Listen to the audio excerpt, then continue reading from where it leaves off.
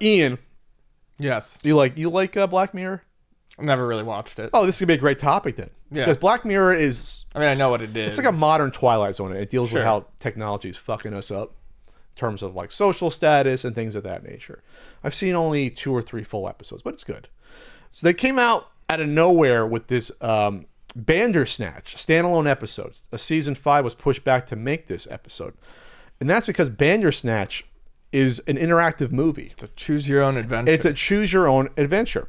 So Bandersnatch takes place in 1984, July 1984, and Bandersnatch was a old, I believe, old novel. At least the name of it was right. It was Lewis Carroll's 1872 novel Through the Looking Glass. Okay, I didn't even know that. So in this universe, Bandersnatch is a choose your own adventure book that came out. So the main character in Bandersnatch goes about writing a ZX Spectrum or ZX Spectrum across the pond, ZX Spectrum program based on the Choose Your Own Adventure book, and creates this like dungeon crawler looking Choose Your Own Adventure computer game. Gotcha. And then he wants to sell it to Tucker. Is it Tucker Software? Was that it? God, I just watched it a couple of days ago. The software company that's put out a bunch of titles, and there's actually a website that. Yeah, I've heard there was like a fake website and I believe a game as well. Yes, Nosedive, which was with a cool spelling. Nosedive, which was developed by another character in the game named character in the movie named Colin. You see him playing it. It's a guy diving down a building in those gaudy ZX Spectrum graphics. I don't know how you guys in Great Britain got through those games. You know, singular colors on characters. But anyway, so they actually made the game. Oh, okay. For that, you can download it and play it on an emulator. Gotcha. So this is an interesting movie just because, first of all, it's great to see like computer gaming in the 80s. It's like a somewhat small studio. That's probably how it went down. It's like there's like kids at cubicles programming games, and you have one guy funding it. The box art looks like something of the period. It has like a little rainbow in the corner with a black box. And I have couple of games that look like that. Sure. I can't remember the company. I think the online systems before it was Sierra had a box that looked like that. We're talking like 81, 82, like that early. They looked like that with these adventure games. And it's very dark, and it conveys sort of the subject matter of controlling your own destiny while also doing that, watching the movie and controlling it. It plays upon that. Like, are you really in control? Is the viewer really in control of what's going on?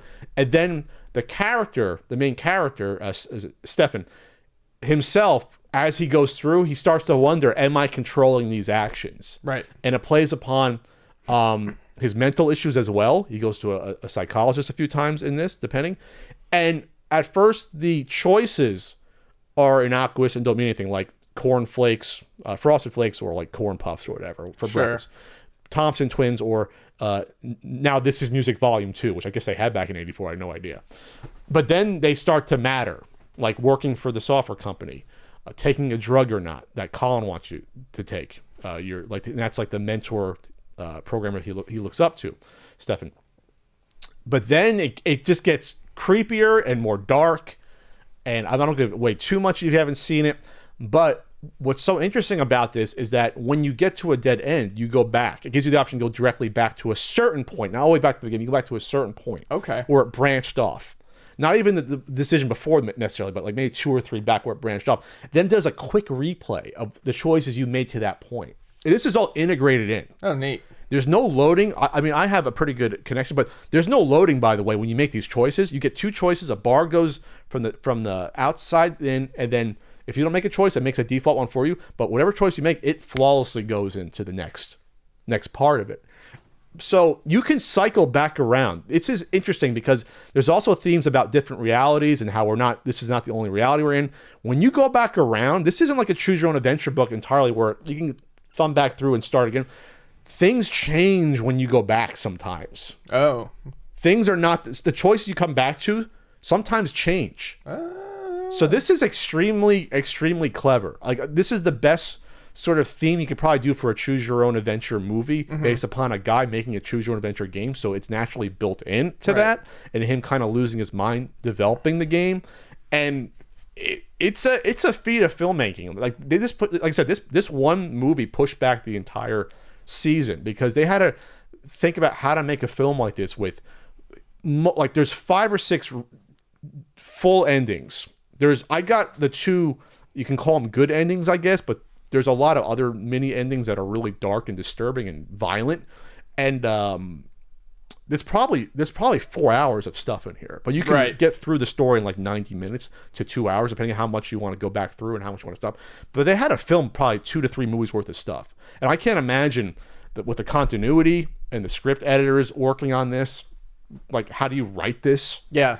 Like, that sounds like it'd be pretty damn like a choose your own adventure. But like I said, when you go back, sometimes things change. So you have to branch back where it's different than the first time you went through.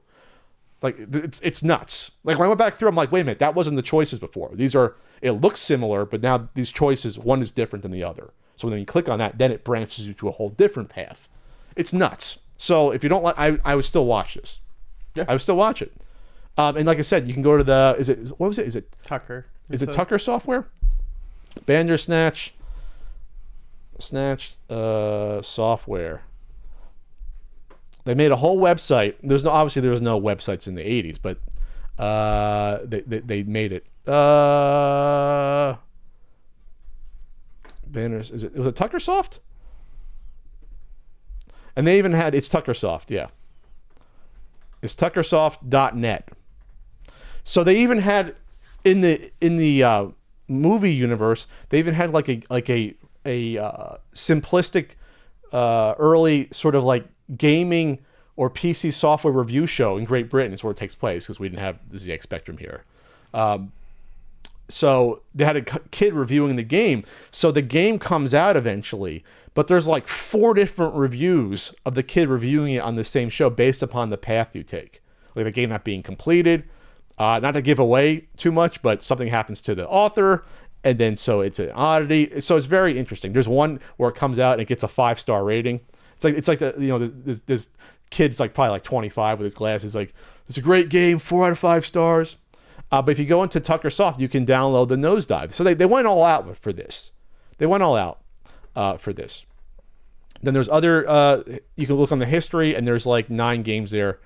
Roach Busters, Pig in a Poke, and it has like that sort of like... All I see is job opportunities. You see the job opportunities? No, that's all I see.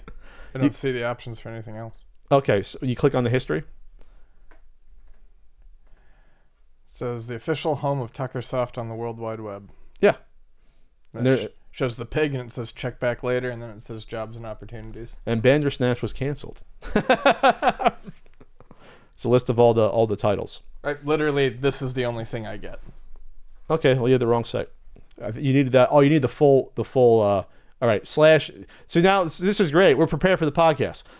/ Ealing, EALING 20541. Fuck it. We're moving on from this topic. Sure. Because you didn't see it. Anyway. But doesn't it sound interesting? It does. It builds the whole... That actually sounds more interesting than I thought. And it builds in even like all... Like, it's 80s to a T, even though it's not US 80s. It's similar.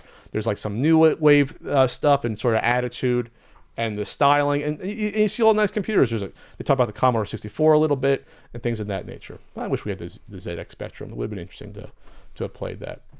Indeed.